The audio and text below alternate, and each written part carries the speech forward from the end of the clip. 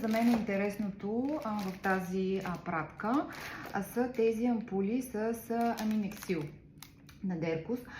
Тук обаче бяха в комплект с шампуан, който отново е против косопад. Както всяко едно нещо, те трябва да се използват в продължение на 6 седмици. Основното активно вещество е амимексил, съдържат също така кофеин, ниацинамид. Втрива се директно в скалпа на подсушена коса в продължение на 6 седмици. Той представлява ето такива интересни ампули. Това се поставя отгоре за по-лесно нанасене на самите ампули. Мисля, че са 4-5. Така, това е за 21-дневно лечение. По всяка вероятност ще ми се наложи да купя още едни.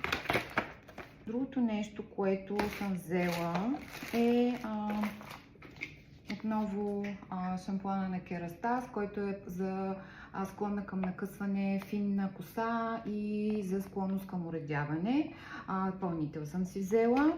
Взела съм също така втора опаковка на този серум, тъй като го ползвам вече 10-11 ден, обаче започва да ми преполовява.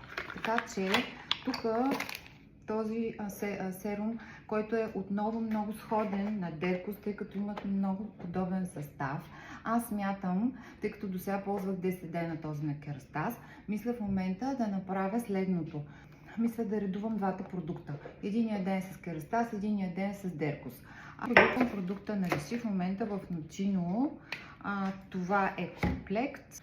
Получаваме подарък. Ето това кремче лифтинг на Lift Active на Vichy.